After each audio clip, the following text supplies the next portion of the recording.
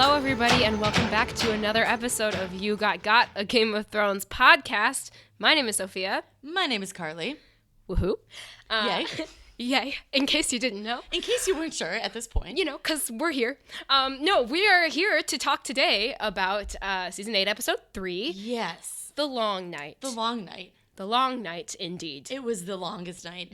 This night was dark. It was dark and full of terrors. This episode was dark and full of terrors. It really was. I mean, and I know, like, I don't normally say this, but I have a theme for each podcast, and I like to put it at the header of our intro, and, like, my theme for this one is just take a beat to think about it, because that's kind of how I feel about this episode. Like, I watched it, and it was an experience. It is a viewing experience. Oh, yeah. You get sucked in. Right.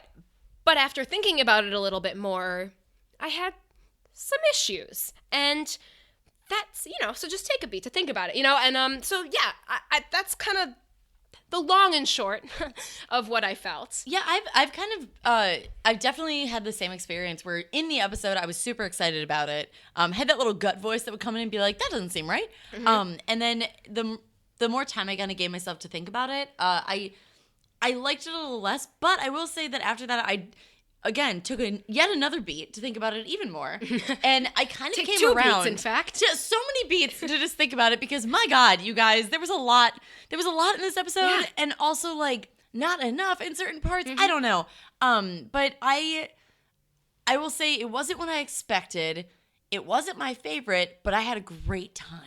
Yes. I had a great time. That's what I'm saying. The viewing experience of The Long Night was unlike anything I've ever sat through in terms of Game of Thrones. Yeah. It was a horror movie. Exactly. It played so much like a horror movie and not like an episode of television either. It almost played more like a video game, or you were saying like an anime. Yeah. Which, yeah, I totally agree with. Like, I mean, the scene where Jon is running through Winterfell and being attacked by a dragon, and, that was so anime. And the scene with Arya in the library with all of the whites, that was very horror video game, very Last of Us-esque. Yeah. They pulled a lot of different ideas, and I think it actually worked in the episode. Yeah. I think that, like I said, the experience and the episode itself was awesome. I think it was awesome. It's just that what happened, like actually in it, right? In terms of story,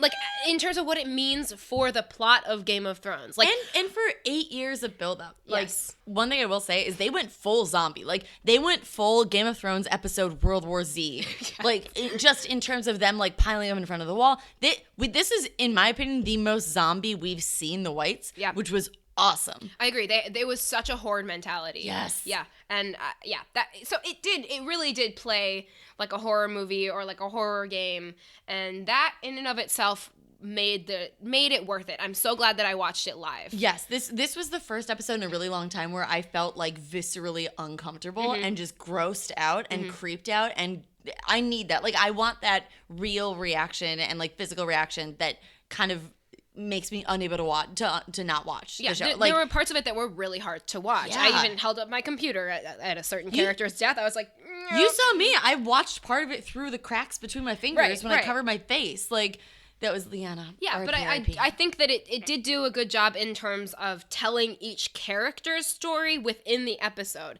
It didn't feel like it followed any particular character too much. It wasn't too little. segmented. Yeah, it carried very well. It felt it was very fluid. The fluidity of the episode worked. They gave themselves the perfect amount of time to tell this story. I think an hour and 25 minutes. I think what we're both trying to say is that cinematically and structurally and in terms of like directing, I guess, they really nailed this episode. Yeah, it was Miguel beautiful. did a great job. They did a great job. Like, this in terms of just viewing experience was a fantastic episode.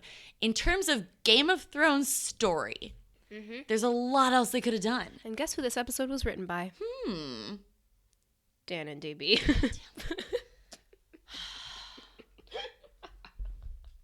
DB. I get joy out of that every time I tell you. Yes, I'm always surprised, and I don't know why. I think about, I saw a tweet that was like, think about what this episode would have been like if George R.R. Martin had written it.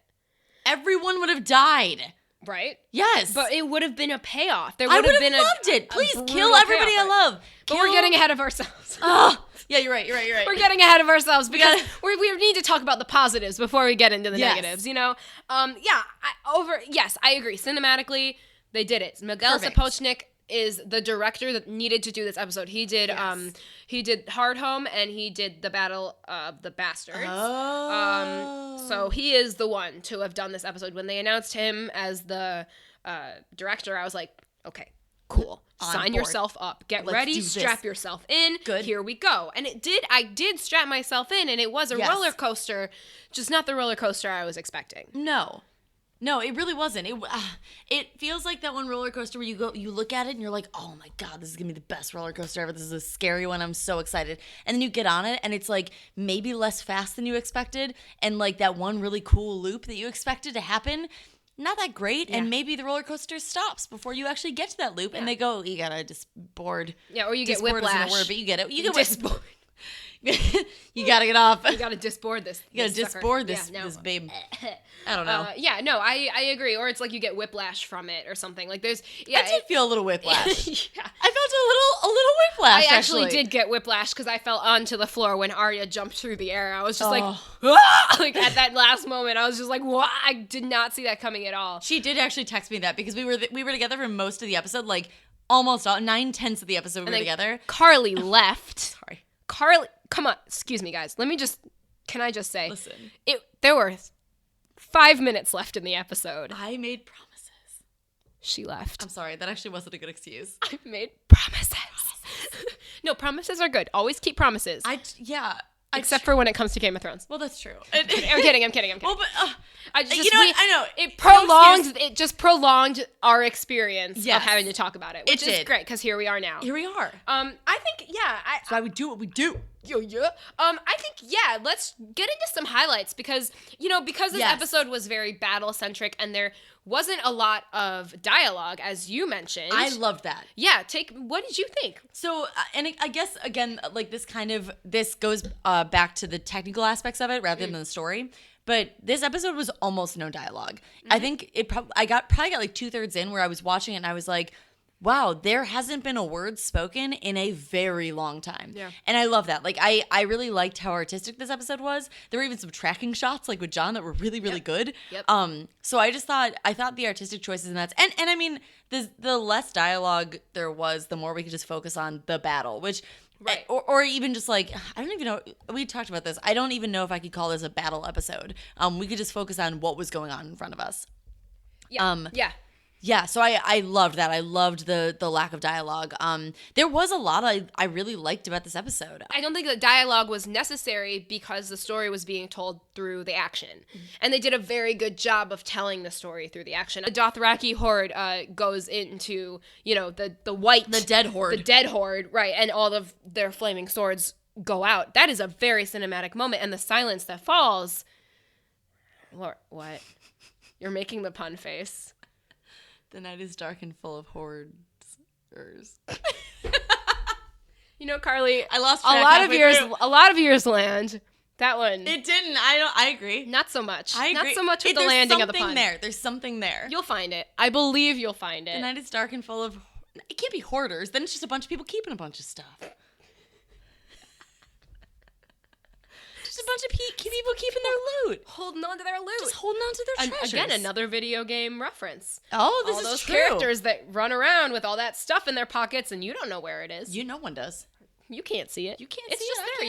Your carry capacity just maxes out at some point. It's full. Anyway, we've gone on a slight tangent here. A little bit.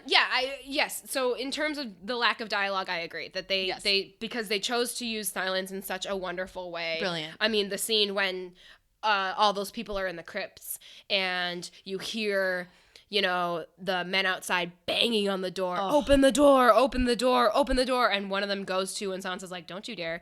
And then all of a sudden it's silent. And you go in on Sansa's face and she knows. Well, and also the scene where Sansa and Tyrion, there's a solid scene where they don't say anything to each other. They just look at each other. With their eyes, they talk to each other. Oh my God. That was amazing. Has sailed. I will go down with the ship. I will Captain Ahab this. I love Sansa and Tyrion together at whatever capacity. I don't even care. I agree. I think that, you know, their original, here we go. We're just going to go right into what we enjoyed about the episode. I think we're going to dive right in. Because you know what we do, I will say, we have a lot of gripes. Both of us do.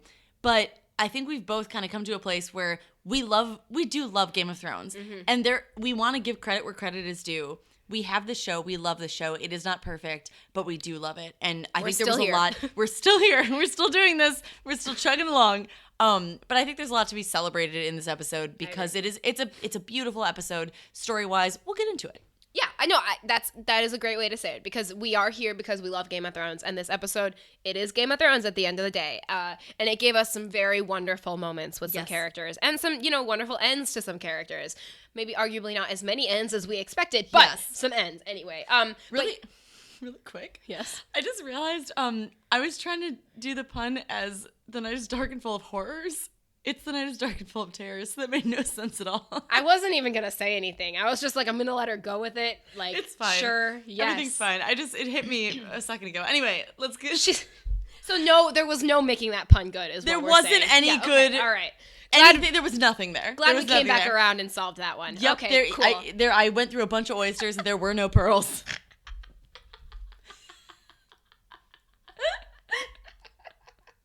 They were all just full of boogers. They were all just clams. Okay, so speaking of clams, no, I'm kidding. So we were talking about Tyrion and Sansa. Even though we're jumping really deep into the episode, we actually didn't. We just kind of wrote out highlights. So to talk about, Sansa and Tyrion. First of all, I thought, again, Sansa, man, when Arya gives her that dagger, I got chills because I thought, are we going to see Sansa kill some people? That was what my first thought. I was like, are we finally going to see my girl shed some blood? And we did see Dany shed some blood. We didn't get to see Sansa.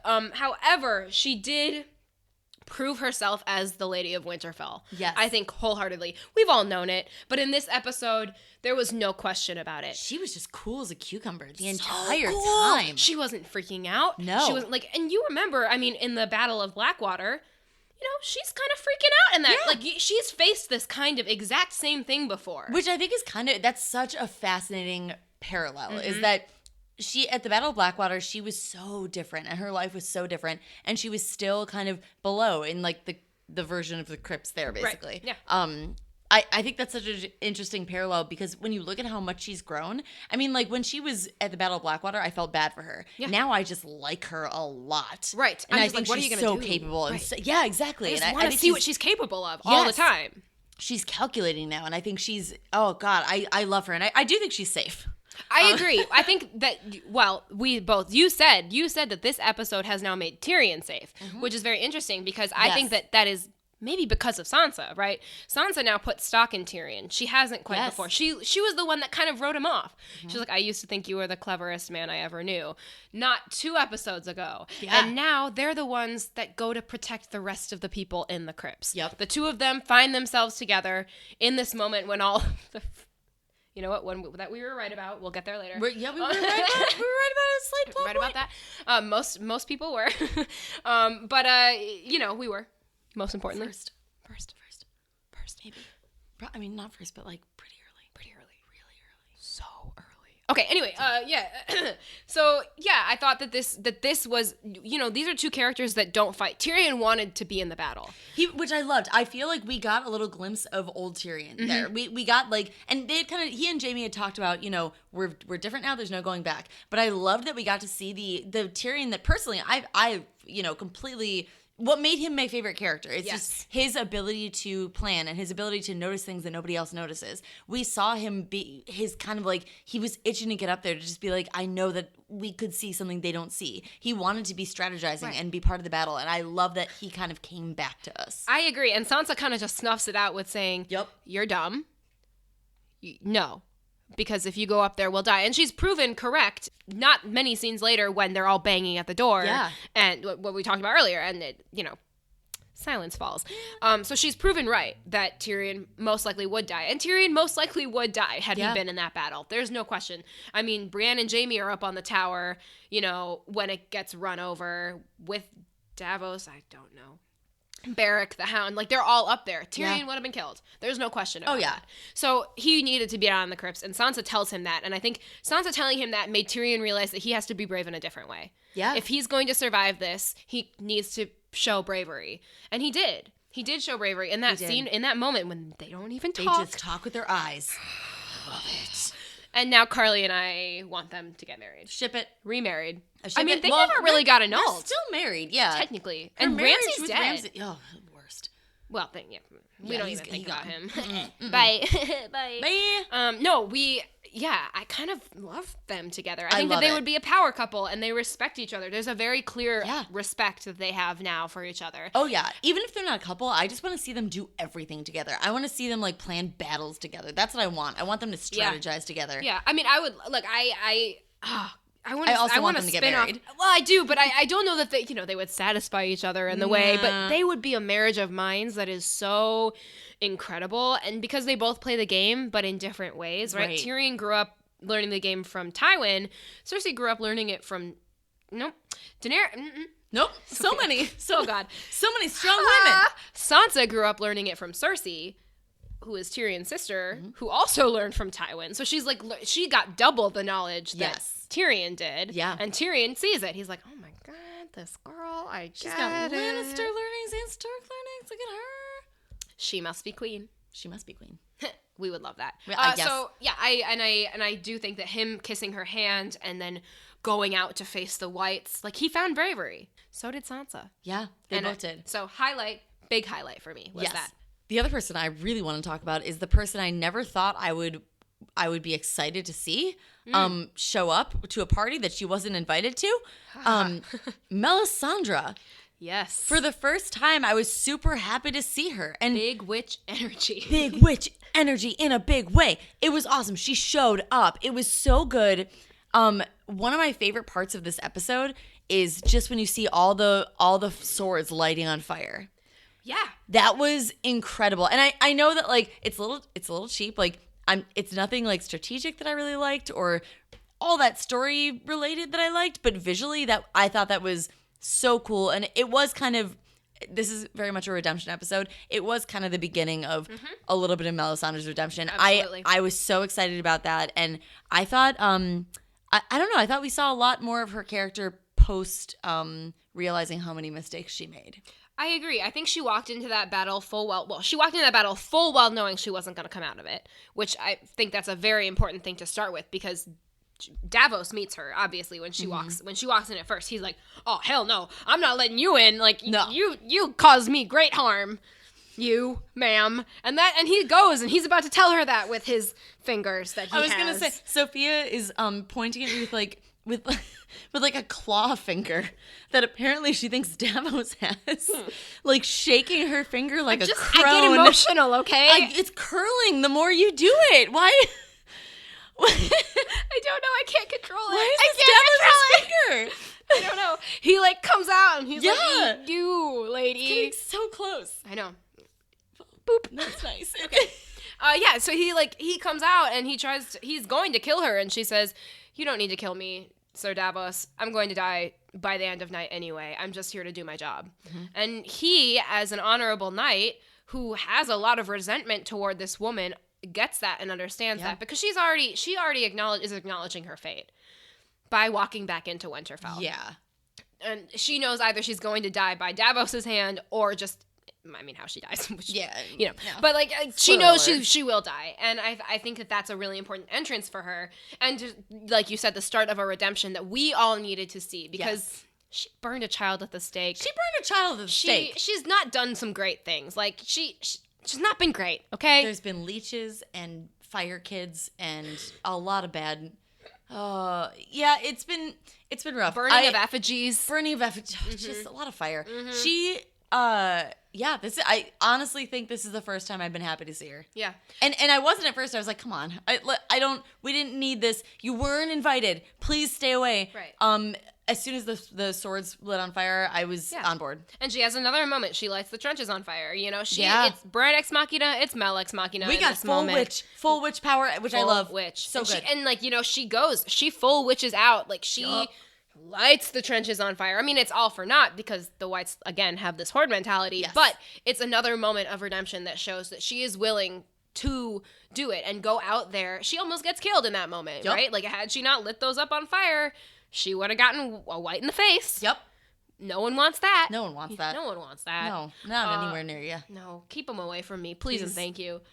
So I agree. And then, in her last scene, or no, her second to last scene when she talks with Arya, obviously, she gives a very clear message, right? That Beric Dondarrion has served his purpose to kind of let Azor Ahai find the Night King. Like, whatever. Like, if that's kind of what we're talking about here, we'll get into that later. But I agree. I think that this was this episode was about redemption. A lot of it. A lot of this episode was about redemption.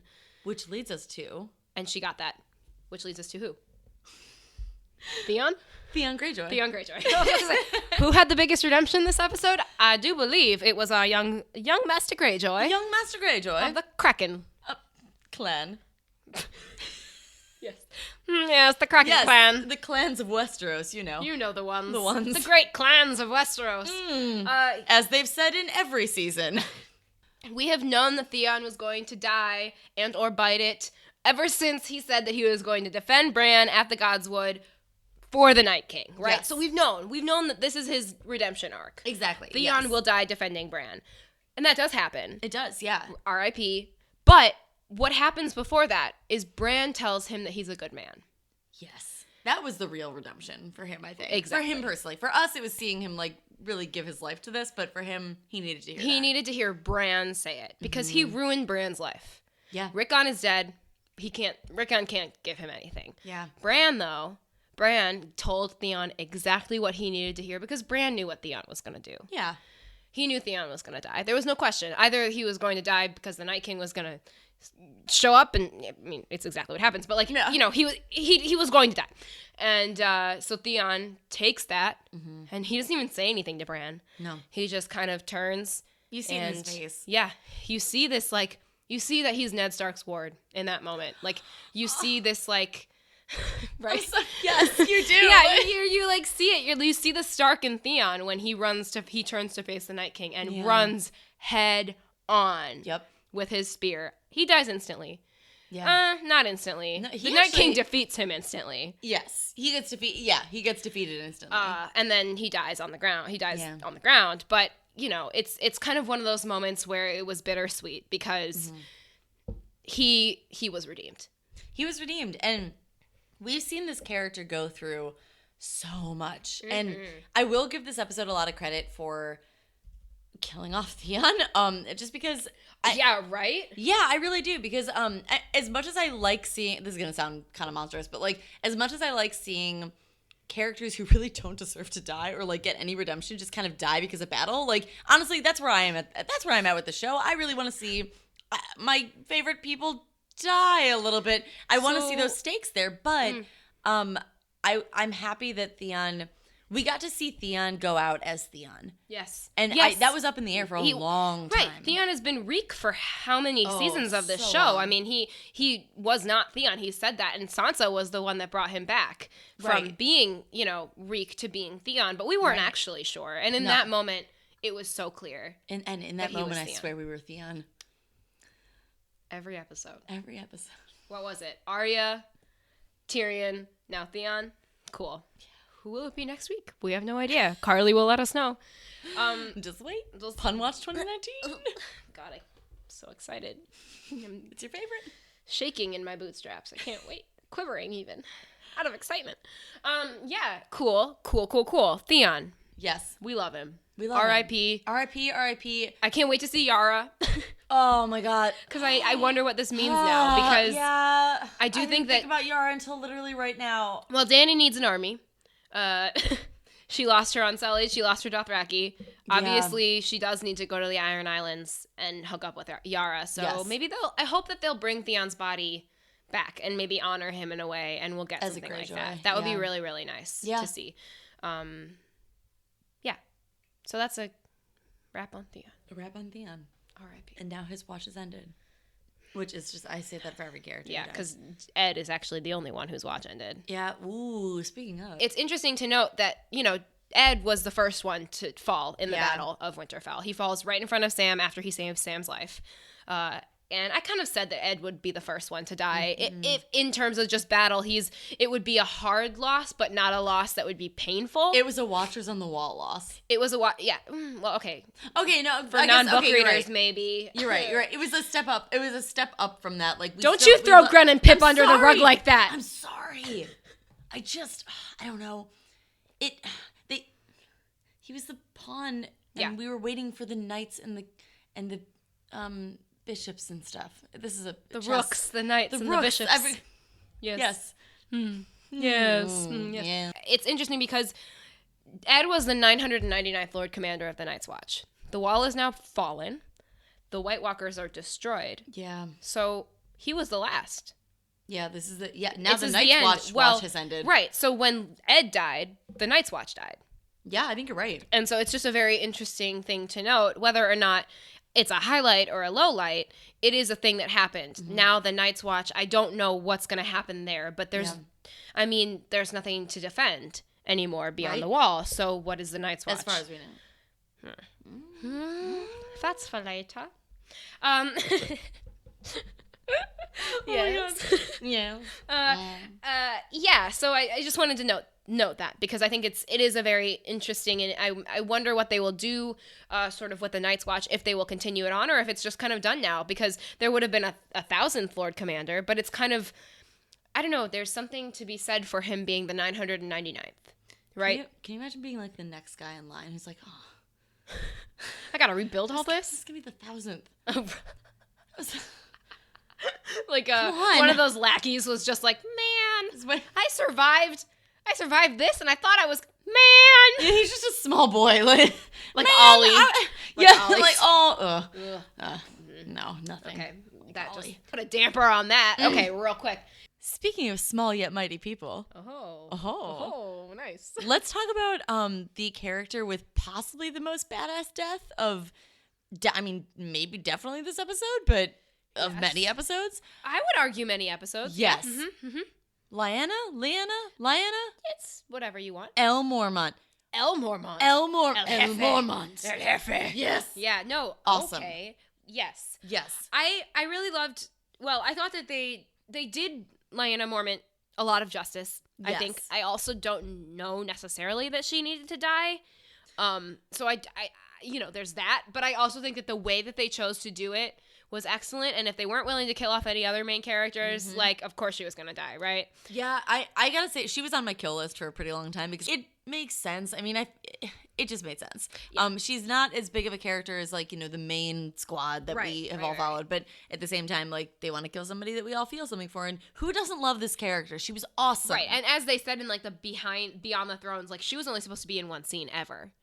That actor, Bella Ramsey, was only ever supposed to be in one scene, and she did such a good job as the little lady that they brought her back and made her recurring. She's so good. So for a character to only have one scene to go out in the coolest way. Oh, and also... And brutal. I mean, it was brutal. It was Very brutal. This is the one that I was talking about. This is the death that I was talking about that I straight up couldn't watch because I was just like, you can hear her bones breaking. And she's still a little girl. That'd be horrible to watch for anybody, but she's still as badass as she is. She's still a little girl, and so and it sucked. It was hard to see her go, but if she was gonna go in any way, she was gonna go fight it. She's gonna take down a giant. Thank you very much. Who I think was 1-1. No. I still think it was 1-1. I think it was 1-1. Fine, you can think that. It wasn't 1-1. I will think it. They would not. 1-1 died at Winterfell. Yeah.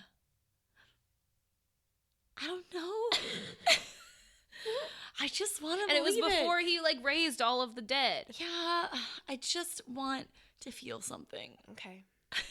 We'll go back and check. Does he have 2 eyes? No. Yes. No. The giant didn't have 2 eyes? No. The giant didn't have 2 eyes? The giant had 1 eye. That's why I thought it was 1-1. Yes. I still don't believe it. You won't Believe get it. me. You won't get me on it. No, I refuse. Accept it. No. Accept it. No. It has 1 blue eye, much like this microphone. Okay. I agree. I think that Lyanna Mormont, it was interesting how the episode started with, this kerfuffle with Sam, right? The episode starts with Sam, and he's freaking out about and you follow him through Winterfell, and then you go to Lyanna, and she's ready for battle. Oh, yeah. Like, you see her, and she's the first character that's like, yeah, you know, and then you go to every other character after that, and she's the one that you first see, and then she's always in Winterfell. Like, she's inside that little space. So you know, obviously, once that is breached, something is going to happen to her. What breaches it is a giant, which is...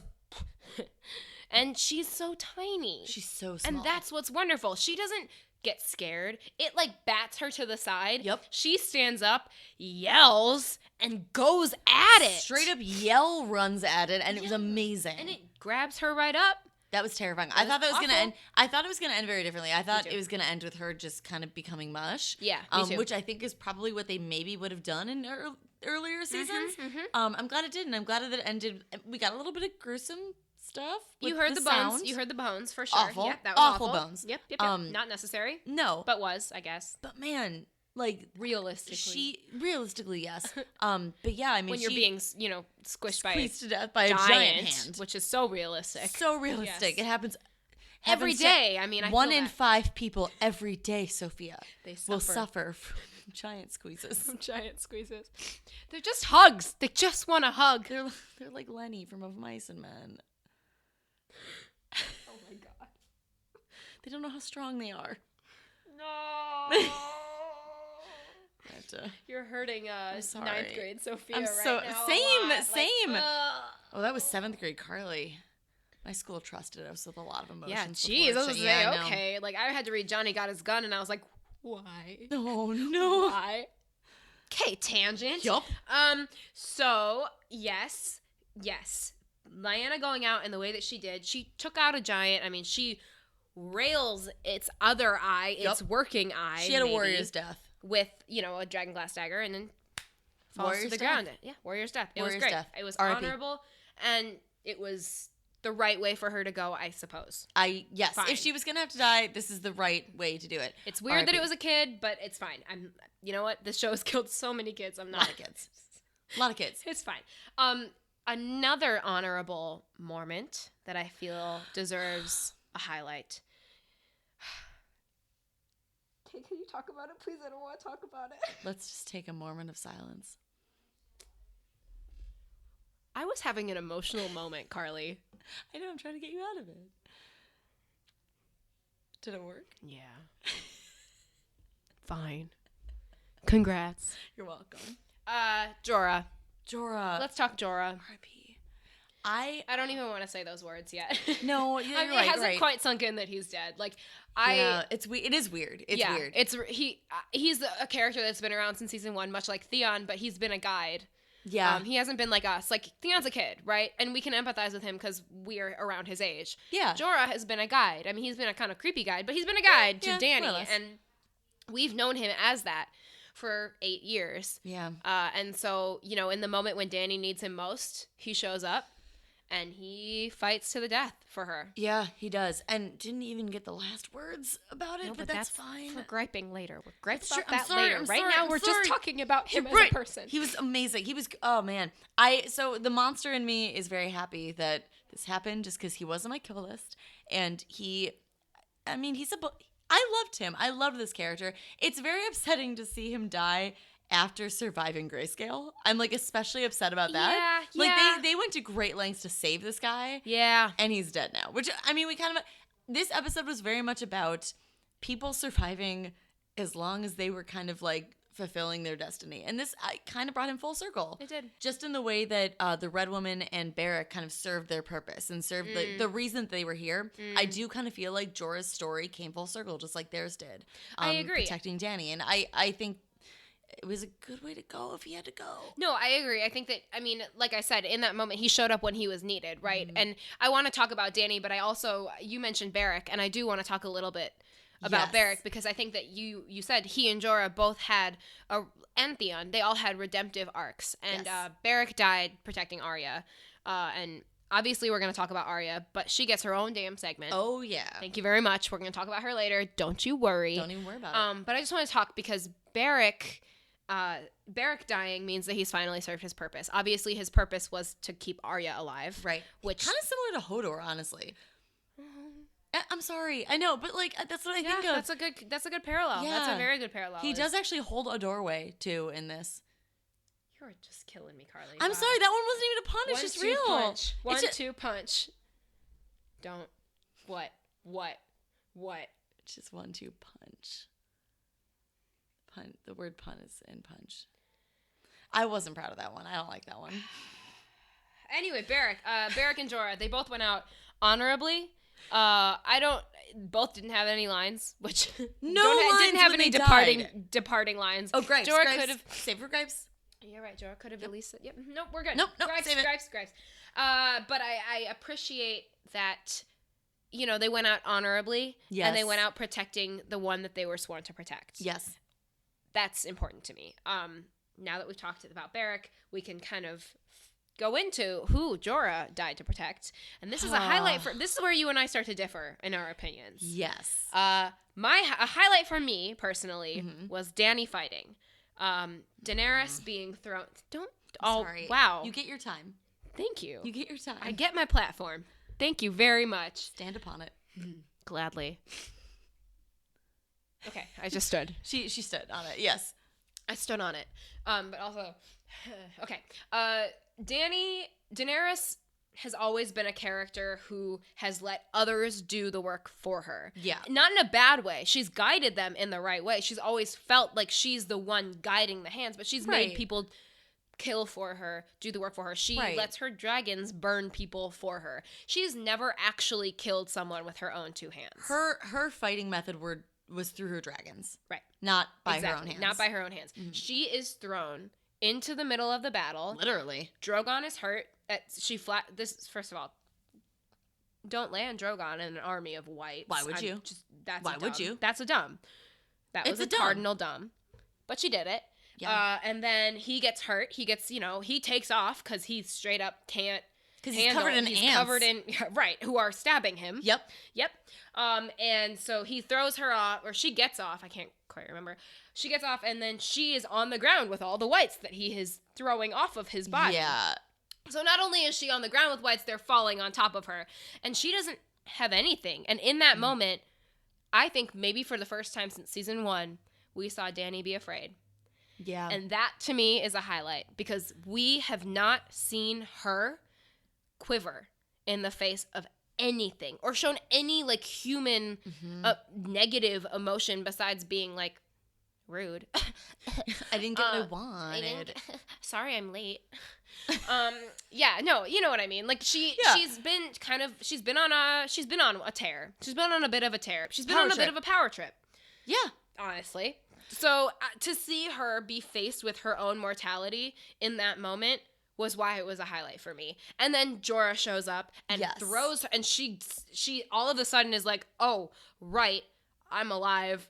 There's someone here that's giving his life to straight up protect me. I need to survive. And she goes and she grabs a sword and does her best. And she does the best that she can. Yeah. And that is why it's a highlight to me. I know you disagree. Well, but I just gotta say, that's why. Part of that is a highlight for me. I like seeing her scared, honestly, for the first time, because I'm kind of semi-hoping and semi-not that kind of changes her tune a little bit, because we've seen in the previous 2 episodes that she has not changed much. She's still the conqueror who I'm a little bit afraid is more Mad King than anything else. Right. But at the same time, I don't know. One of my biggest problems with this episode, and again, we're saving it for gripes. Well, we're about to head right into gripes. That's true. We're dragon diving straight in. I'm super excited. Dragon diving happened in this episode. I liked it. It looked so cool. That's another highlight. Oh, the dragons in general. The dragons just overall. But they're top lads. We'll talk about that later. They're top lads. So one of my biggest problems with this episode is the fact that people with little to no fighting experience or skill or real ability survived just as well as the people who were the best fighters in all the land, Brienne and Jaime. I mean, Jaime is touted for being the best person with a sword. Right. Maybe not post losing the one hand, but you know what I mean. So one of my biggest problems was seeing that. Sam being alive, he was on my dead list because there's no way he should have really survived that. He really shouldn't have. And then Dany was kind of on the same list for me as soon as she got off Drogon, because as soon as she got off Dragon, But as soon as she started fighting, really cool to see her with a sword. Yeah. Loved seeing her fight. I don't think she should have done as well as she did. I really don't. I think I have a problem. She didn't do that well. It was messy. She hacked and slashed. But she hacked and slashed. I mean, when real flesh. When fight or flight takes over, what do you do? I guess, but like, I mean, has she held the sword all that much? I don't know. They're heavy. Even Arya held Jon's sword and said, "This is too heavy for me." Well, that's a long sword. I mean, this is just a tiny little white sword. Yeah, it's just like a little white sword. I don't even think it's like, or is it a dragonglass dagger? I think it might have been a small dragonglass sword. I don't know. It was small. She did very well for someone who maybe shouldn't have done as well as she did. But that's a fair gripe. I get that. Yes. I get But it was still very cool. It was still like, I liked seeing her be able to be kind of on the front lines. And I liked that because of the possible implications I think it'll have for her character's mindset in the future. Especially concerning the throne and Jon, and maybe she won't turn on him because of this. Who knows? I mean, see, you turned that gripe right around, Carly. No. I mean, look, I agree that they could have killed more people off. I mean, just in general, in this episode, they took not that many liberties with who they killed off. They didn't kill off any real main characters except for that's my biggest Theon gripe. And Theon? Is he the only one that's in the credits? Jorah are the only ones that were in the first season. Okay. Who died, right? Yes. Melisandre.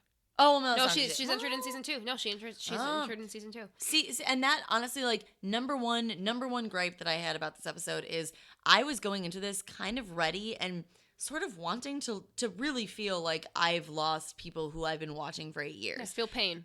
To feel real pain, like, and that sounds kind of dark, but at the same time, that's what the show has always been. I mean, that's what the show has set us up for, is, you know, anybody can die in the show. And I feel like they've continually just kind of led us to believe, oh, you're going to lose somebody you love, and then pulled back on it immediately. It's been a very common theme with this show. It has been a common theme with the show. And well, I mean, writing 101 is to put your characters in an impossible situation and get them out of it. Yeah, no, that is true. But I don't know. Especially with last episode, with what an homage it was to the characters we love, especially, and it was very much like a pre-battle, like a lot of people you love are gonna die. Look around this room. Right. I think maybe 1 or 2 will survive of the 7 that are in here. Right. And most of them survived and were fine. I think actually everybody in that room. I thought everybody was going to die in that room. Yeah. I think that whole room even survived. Podrick, which I was very surprised about. Very surprised. He was on my kill list. Yeah. For sure.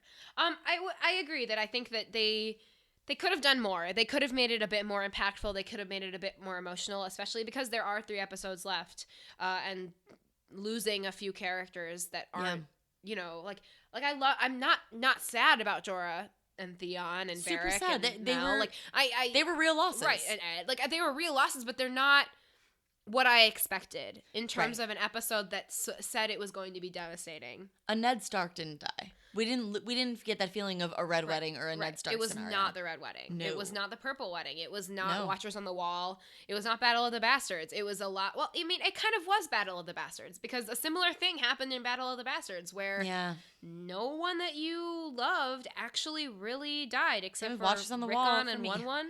Yeah. Oh, yeah. Rickon, I was sad about, but still, like same. You know, we hadn't seen him for seasons. That's harsh of me to say, but you know, he didn't zigzag.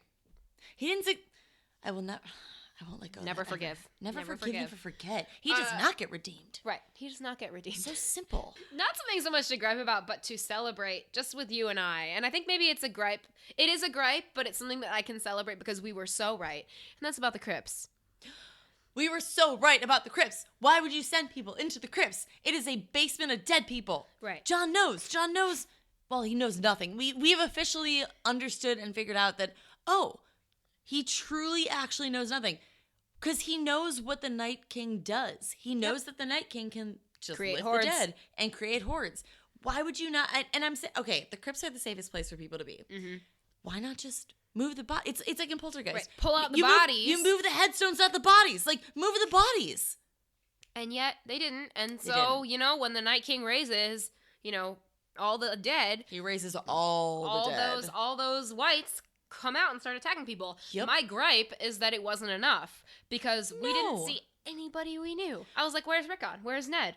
Where's Lyanna? Where's all these dead Starks that are like going to murder all of these, you know, Northmen that are hiding out in the crypts for safety? Stark on Stark. Stark on Stark. Stark on Stark. That was a bummer for me. I was like, I was expecting so much more. I mean, it was exciting. Don't get me wrong. Like, you know, when you go to the crypts and you see the rock moving, you're like, yes.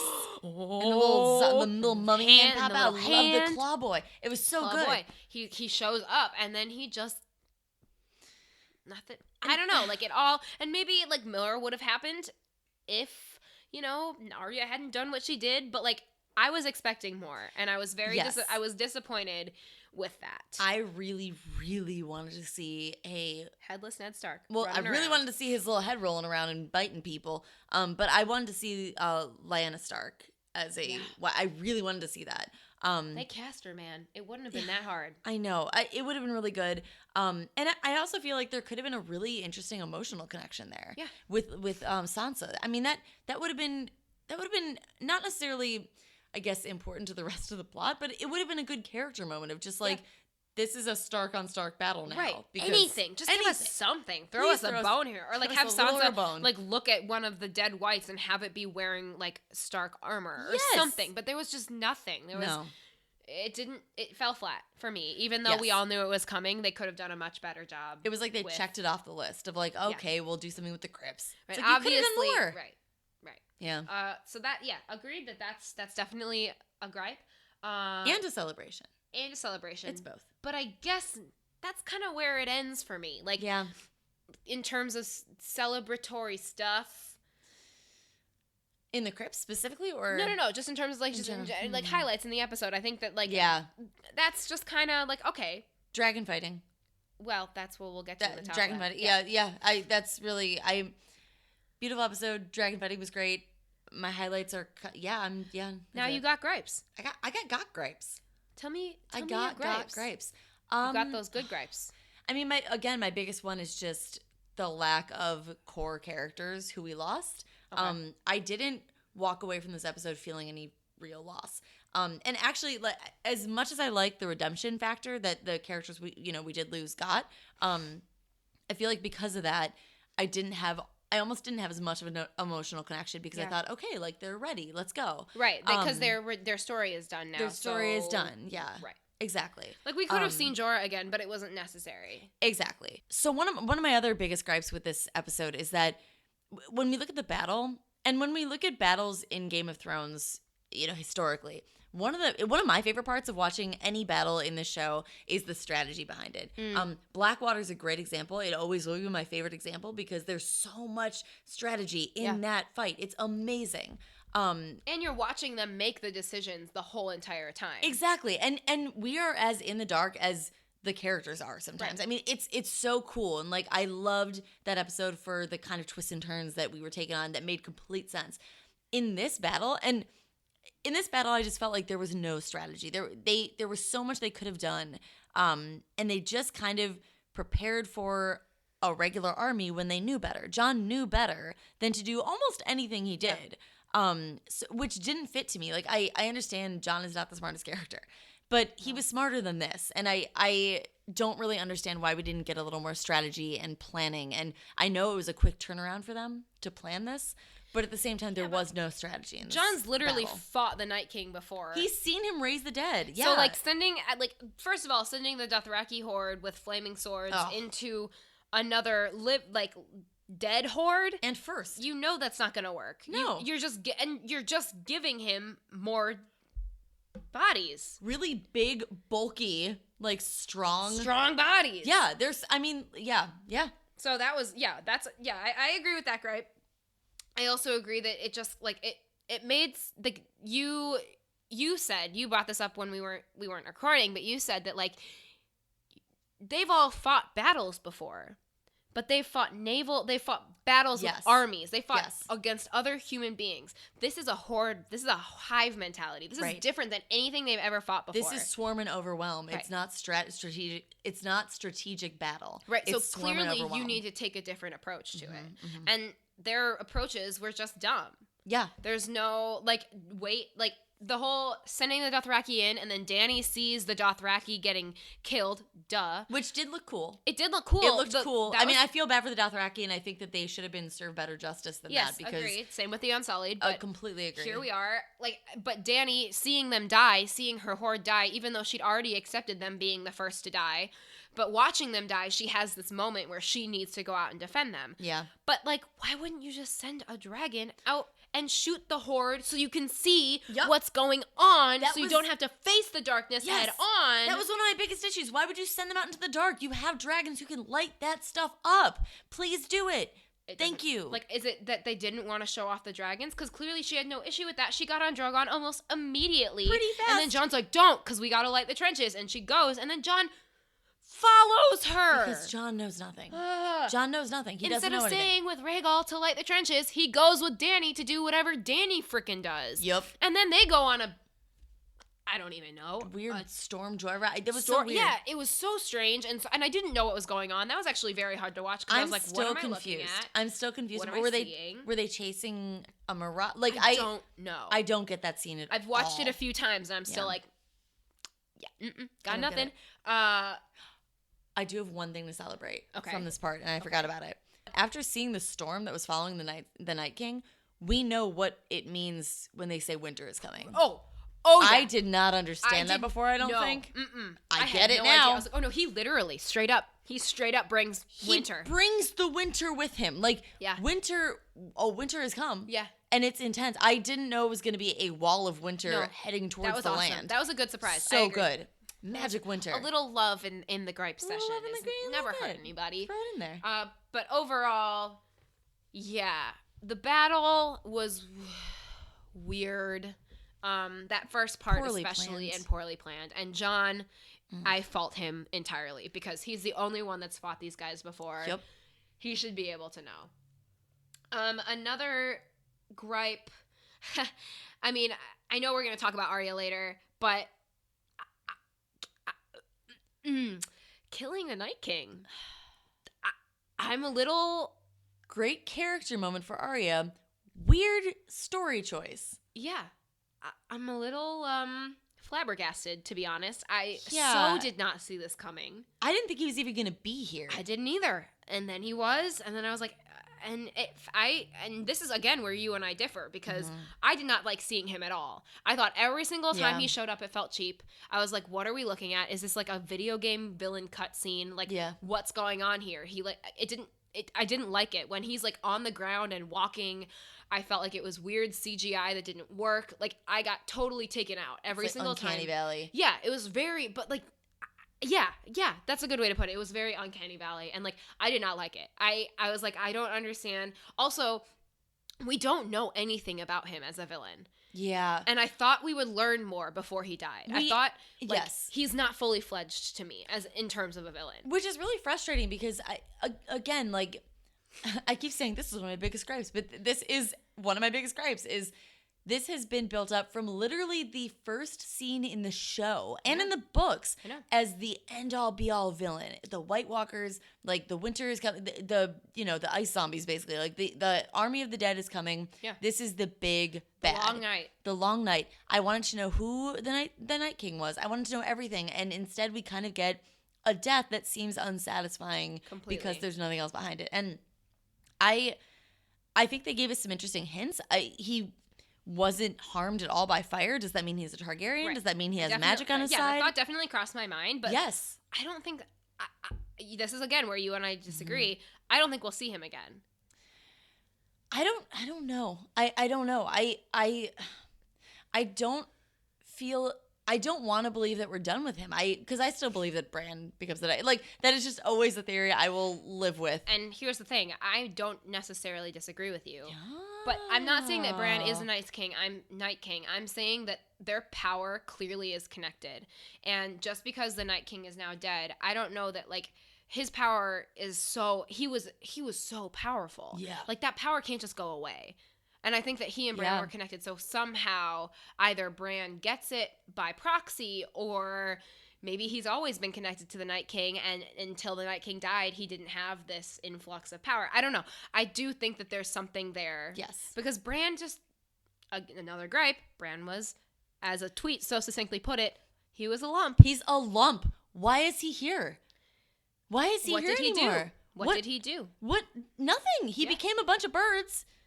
And what did he even do with them? And, you thought maybe he would, relay information. I had a theory that Bran would actually make himself useful, and as soon as the Night King got to him, he'd warg into the Night King and kill himself. That's what I was hoping. Yeah, that's honestly what I was hoping would happen. That would have been freaking awesome. It would have been really cool. I would have loved to have seen that. And again, don't get me wrong. I am so happy that Arya's character was kind of the big hero. I love how far she's come. I love that there's so much lady power in this. There was a specific, not even specific group, but some people online were saying that she's a Mary Sue. Completely disagree. Wrong. Completely wrong. You're wrong. Look up what Mary Sue means. She's been training. This is her character arc. If anybody's a Mary Sue, it's Jon. Yeah, exactly. Mary Jon. Yeah, I think Arya coming in and being the one who defeats the Night King is amazing. It's so cool. But I really would have loved to see a little more of tie-in with Bran or something, just because I don't understand why he's here anymore. Yeah. Well, the moment between Bran and the Night King, when they were looking at each other, they had a moment, and I was like, is he gonna talk? I was like, is the Night King gonna him to say talk something? so bad. Are we gonna get a voice for this villain? Is it gonna be as bad as his smile? His smile is awful. Awful Smile. No, we don't get anything. And he just reaches for his sword and then he's killed. It's a very it just doesn't. It's fine. Yeah, it It's doesn't fine. go any. It just doesn't do anything for me. I'm like, No. like I said, I agree. Arya doing it, awesome, Amazing. But the actual act of it happening and of the Night King dying, I don't know what that means. No. For the rest of the show, and I saw a tweet that it was Game of Thrones is fantasy when they deal with the environmental threat first, and it's yeah, but this has been the threat that they've stated since the beginning. Right. First scene. The game has never mattered, right? That's what they were selling to us this entire season 7 and season 8. Yeah. Was that the game doesn't matter. Right. And now they're taking that all back. Now it's politics as usual. Politics. Here we go again. For real. We're going, which honestly, I will say, I am very excited to get back to the political aspect of Game of Thrones, because I was always kind of torn about the fact that we, for seasons, were kind of paying attention to to the Game of Thrones, and then all of a sudden it wouldn't matter anymore. So I'm glad we're getting back to it. I'm glad we're going to probably see some really good character deaths and character, murders, which is going to be great. I mean, that's going to be really fun. But at the same time, it was bad. That's all I gotta say. It was, yeah. No, it was underwhelming. Yes, it was underwhelming, and it was not what I expected. No, I so did not see him dying coming. I thought when he caught Arya, I was like, oh, that's it. That's it. And then she did the dagger flip, and I was like, and then she killed him, and I was like, yeah. I literally couldn't even make noises in my mouth. I couldn't make noises because I was just processing all this information. Right. And she's doing it. And she did it. And sure, it's great. And that means a lot for her. But what does it mean for the story? Right. As a whole. And I don't know. I now feel like we just won't get the answers that we have been waiting for. I agree. Or the payoff that we've been waiting for, honestly. I'm really hoping that they don't just put Bran in a wheelchair in the Godswood for the rest of these 3 episodes. I don't know what they're gonna do, but at this point I'm expecting anything, and I hope that they don't just write him off. But he is the 3-eyed raven. He's the 3-eyed crow. He is now the only embodiment of old magic that exists in Westeros. I mean, the wall is gone. Yeah. Dragons are not doing so hot. Night King is dead. White Walkers are dead. Whites are dead. Bran is it. Yeah. So Bran can't die, but also, why does Cersei matter? Right? Well, and also, why does Bran matter anymore? I don't. Why do these characters matter? Whatever matters. That's my biggest thing with this is again, Arya, awesome, great arc. I love what she did. I love her being kind of front and center. I think she deserves it, and I love this character. But why is Bran here? Why is Bran here? What's the point? What's the point? It's been driving me crazy because I don't know. I don't know. I don't know why he exists anymore. No, this is why we gripe. This is why we gripe. gripes, I'm gonna lead right into Ghost Watch 2019 because we have seen him now. 19. Huh? 2K19. 2K19. He's been in the show like 2.5 times. And I say half because at one point they just show half of his body. Yeah, one scene in episode 2, right? They just straight up show half of him. Just the front of him, and then they do eventually show the whole wolf in the next episode. Yes. No, I think it's in the same episode. I think he's only shown once in that episode. My God. I think that they forgot to budget him in. They did because clearly the CGI is not as good. Yeah. Like that scene that we're talking about in episode 2 when he's standing with all of them. Not great. He looks weird. He looks like he's, I don't know, in an awkward angle in comparison to the rest of the people that are standing there. He's the family member that you Photoshop into the family picture because they couldn't make the vacation. Right, exactly. And like, I don't know if they I don't believe that they ran out of money to budget direwolves. Right. I'm sorry. I just don't believe that. You put a giant in this episode. That's true. You didn't need to. Like, you put all 3 dragons in this episode, and you couldn't budget Ghost. I think they underestimated how important we all thought this character was. Because, I mean, I mean, in the books, direwolves are so important. I mean, John and Ghost, John can warg into Ghost in the books. Oh, so they have a connection. And I guess I was hoping that maybe in this we would see that again. Yeah. Ghost would show up just as, Jorah showed up to save Dany. Ghost would show up in that moment to save John because they're connected. But we don't even see that Ghost survives. We the didn't even get to see Dothraki him horde survive. part. Like, he rides in with Jorah and front line. Ghost and Jorah are front line, which is weird. First of all, why would you send Ghost in? That's dumb. I don't get that at all. So there's a gripe right there. And then Jorah came back, and I was like, is he a White Walker? Like, I remember squinting, like, does he have blue eyes? Like, why has his blue eyes? I thought he was. I did too. When he came back on the horse, I was like, he looked bad. He looked like he was in bad shape. Right. No, but the Night King needed to make his dramatic entrance before anybody could become a White. Yeah. Don't even get me. Okay, that's another gripe for a different time. I'm frustrated because I really did think that direwolves were important, and to the Stark name and to Jon, and to have Ghost and Nymeria be the only ones. Like, I thought maybe Nymeria and her direwolves would show up. I was like, there could be anything that they could do with direwolves, and they're just choosing so much not to. And we know Ghost survives. We know he made it because he's in promos for the next episode. Yeah. But, like, why even put him in if you're not gonna make him important? Right. No, exactly. I completely agree. Yeah. I completely agree. So that sucked. It kind of sucked. Yeah, it was kind of a bummer. I mean, I don't know. He was around when Jon came back to life. Yeah. I mean, he's been around this entire show. He's He's literally there. He barks.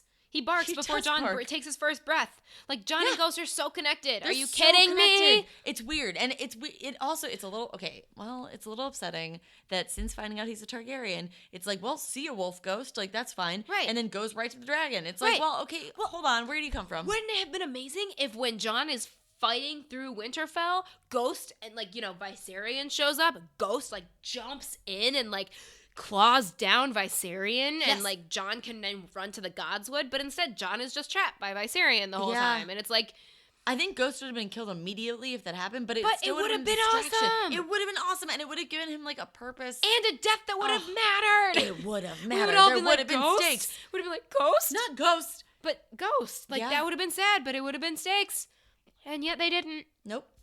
Another gripe I have is actually this week's Davos talk. Ooh. Yeah.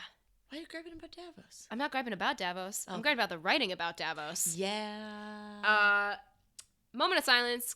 Davos had not a moment of silence. No, I won't do that.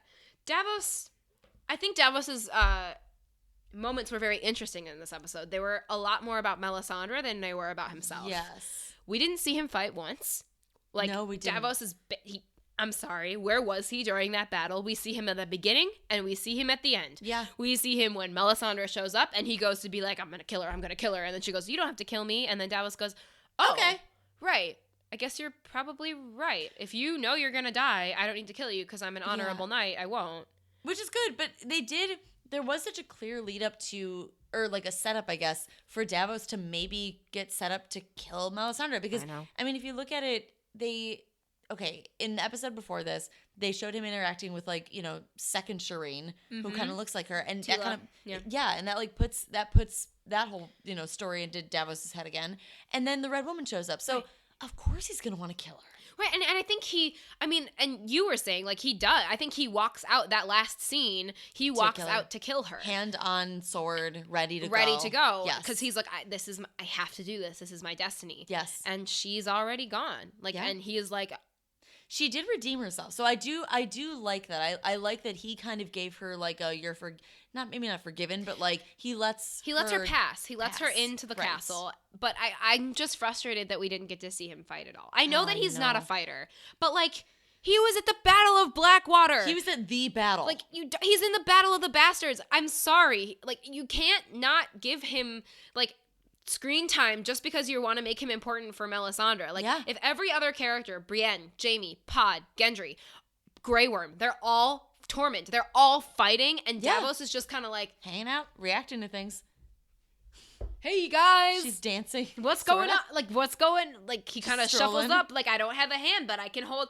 I don't have all my fingers, but I can hold a sword. Everything's fine. It just didn't make it... Like, I was like, is he the old grandpa? Like, where was he? Was he supposed to be in the crypts? No, he was supposed to be at the top lighting the trench. But that doesn't work. Like, it just all... Like, I did not like... one job didn't work. Right, but that wasn't through his fault. That was Dany's fault. Like, it all just... Like, I didn't like it. I did not like Davos's role in this episode. That's fair. Like, in terms of Melisandre, I understood it, but it fell flat. Like, I don't think they did enough for him. No, I agree. Because, I mean, like you said, we did see him in Battle of Blackwater. And, like, I would have liked to see him be more involved like he was in that. He was pretty front and center in that. And literally Stannis' hand of the king, right? Like, he's there. And I just think that since, you know, more characters have come in and shown up, they've just are really pushing Davos off to the side. And I'm just like...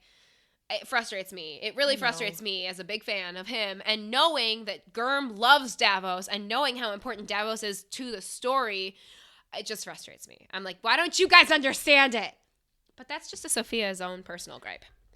This is Sophia's corner. She needs it. I wanted to talk. We mentioned a little bit about Melisandre and Beric and the Lord of Light. I just want to talk a little bit about those two characters. And I think this will lead very well into... Our MVP of the week. Multiple. There are two. We have two. There are two indeed. Obviously, the first one is Melisandre.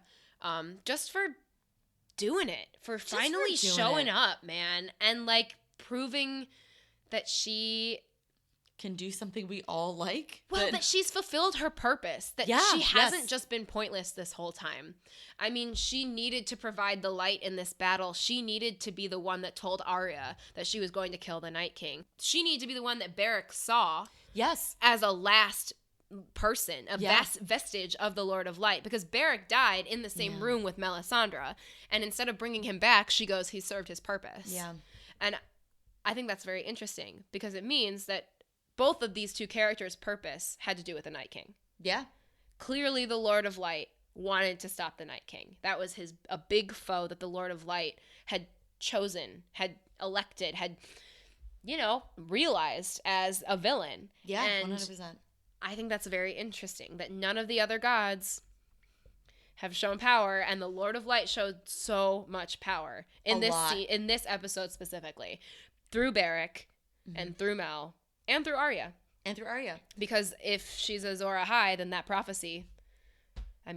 she is. She is. She's Azor Ahai. She's the one that she's defeated the Long Night. Arya is Azor Ahai. Yes. And I think it's very interesting. I mean, when you pull up the prophecy, it doesn't match up, right? Like Azor Ahai, he was a great warrior that wielded Lightbringer, that defended the Long Night, but also he's just a man of legend. No one ever saw him. I mean...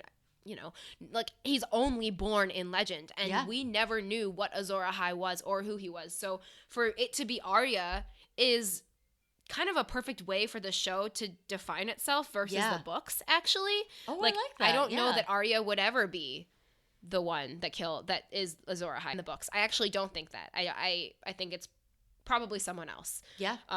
But in terms of the show, I actually very much appreciate this fulfillment of this prophecy. Yes. And she's not a Mary Sue.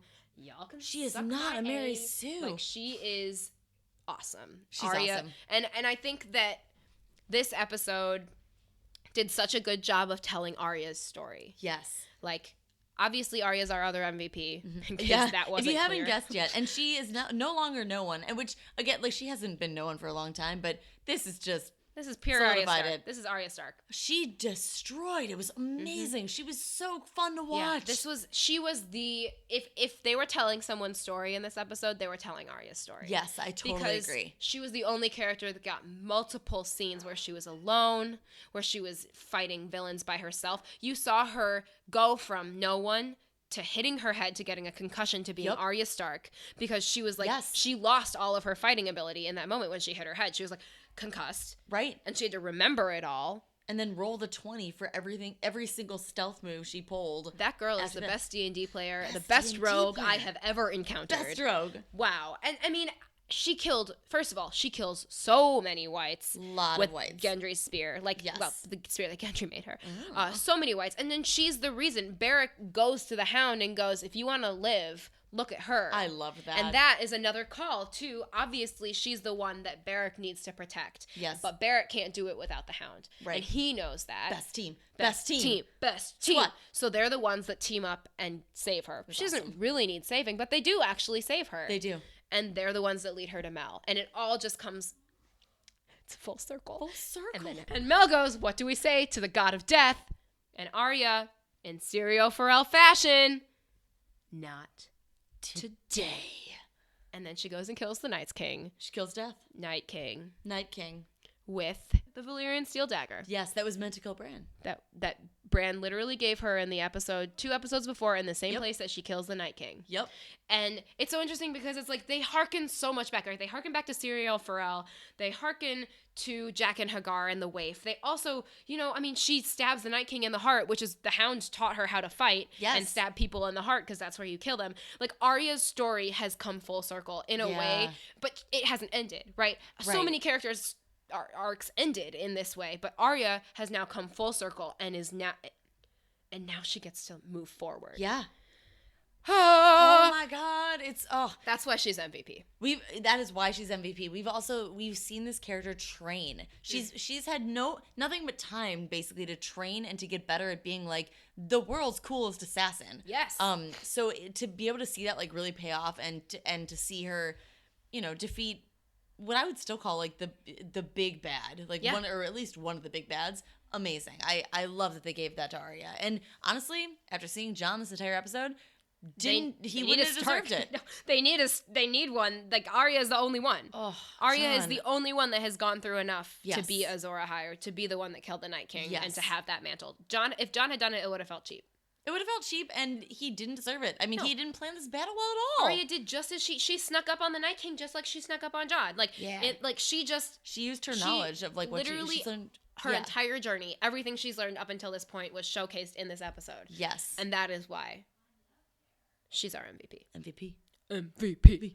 We've introduced a new segment. We have. Carly, why did we introduce this segment? Because Carly is obsessed with dragons, and this is the welcome to the Top Lads of the Week segment. There are a few top lads from this episode that I would like to mention. Pew, pew, pew, pew. Pew, pew, pew, pew. Top lads. My picks for top lads this week are the dragons, Drogon and Rhaegal. Thank you. I could never remember his name, and I feel really bad about it. I got you, girl. That this week he gave us reason to remember. Oh, he did. Him and his name. He did. Oh my God, because like we cut into Viserion, his dead brother. It was amazing. He was flying Viserion. Okay. First of all, that dragon battle. Oh, so good. Was so when cool. they go and now I'm just like a kid who's like, and then did you see when they are like kind of entwined and they fall past the castle behind? Oh my God. I know. Amazing. I know. And then when they both like fall. Oh. I know. It was so beautifully done. I felt like I was watching.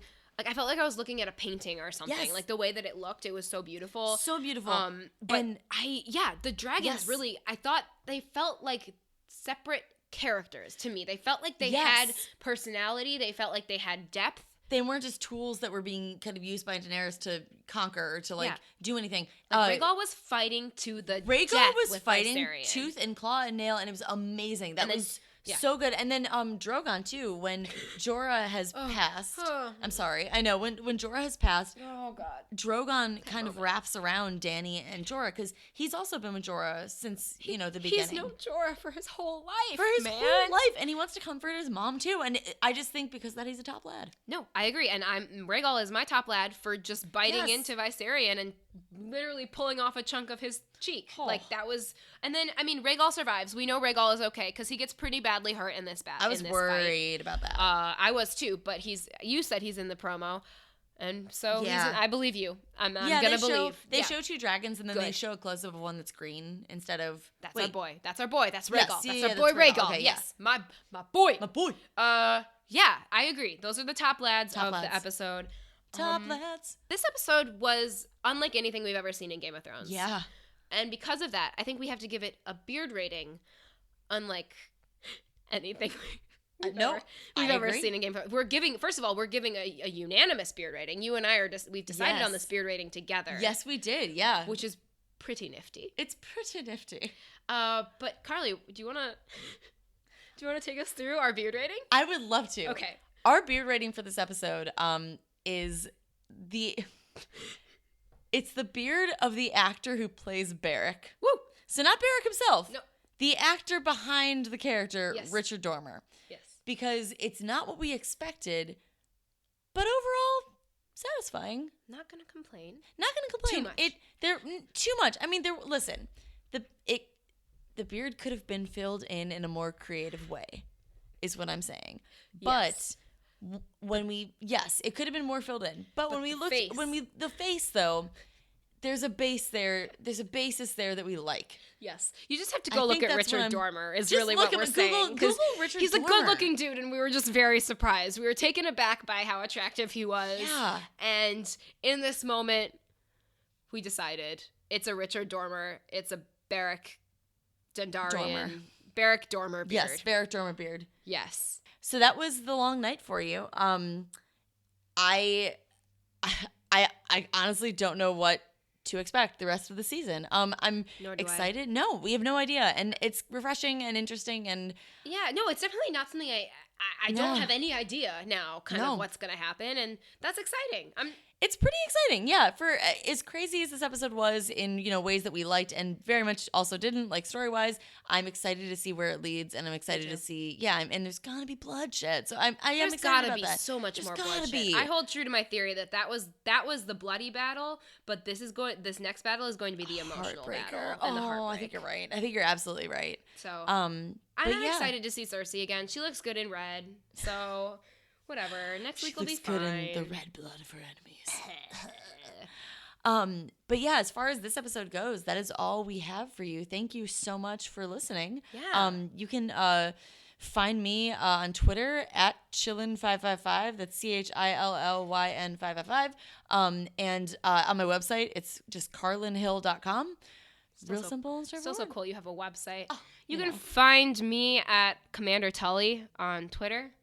And you can follow the podcast at YGGPod on Twitter as well. Please do. We're going to be tweeting out some fun things this week, so be on the lookout. Yeah. What? But yeah, thank you guys so much for tuning in this week. Thank you. We very much appreciate it. Let us know your thoughts. Tweet us, please. We'd be interested to hear it. But until then, the night is dark, but full of Davos. Hopefully. I hope so. Good. If he doesn't survive this.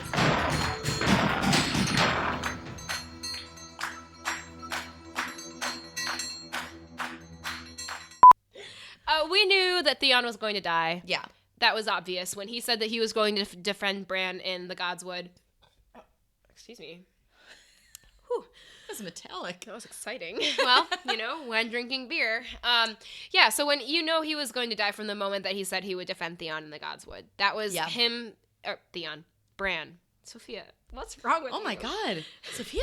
There's a lot of names, but you know them. I'm struggling today. You know our boys. I'm really struggling today. It's okay. Our boys, Bran, Theon. So you knew Theon was going to die from the moment he said he would defend Bran in the Godswood. Yes. All the Brans.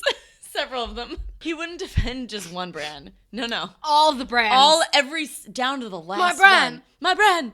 Will you please say this line so I don't have to say it? I will try. What is it? It's, okay, yeah, I got you. Are you gonna be okay? I'm great. So, Sorry.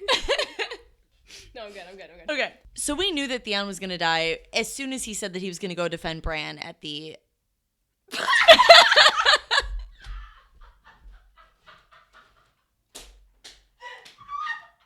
Weirwood? Godswood, Jesus! Oh my God!